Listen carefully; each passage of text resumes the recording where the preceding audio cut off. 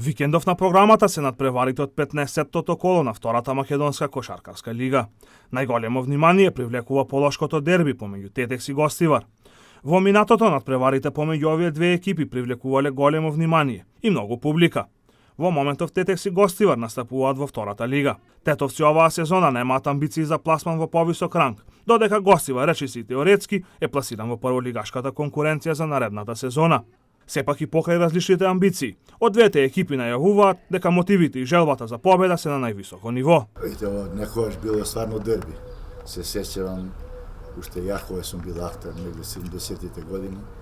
Тоа беше еден натпревар за полн стадион. Тогаш се играа натпреварите надвор во ДТВ Партизан и во ДТВ Партизан во Гостивар. Едни натпревари кои ќе се паметат долго, со многу чарки, со многу искри, со многу народ, со многу публика, така да очекуваме да има еден добар натпревар. Тетекс се обезбеди опстанок во лигата, со тие три натпревари што ги направивме победи, со Ангели, со Феникс во Скопје и со дома со Лисици. Така да и овој натпревар Гостивар е сигурен првак, има само еден пораз од Радовиш, така да се очекува еден добар првенствен, типично првенствен натпревар.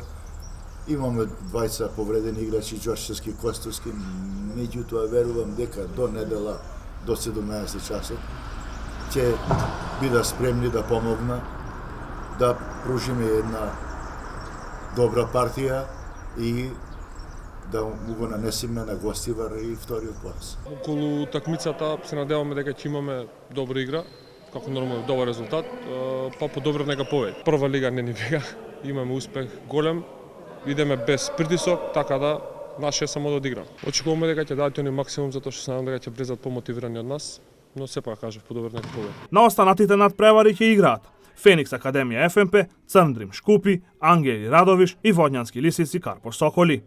Надпреварот помеѓу Тетекс и Гостивар ќе се одигра утре во спортската сала при Средното економско училиште 8 септември во Тетово, со почеток во 17 часот, а дуелот ќе можете низ директен пренос да го проследите и на телевизија Ултра.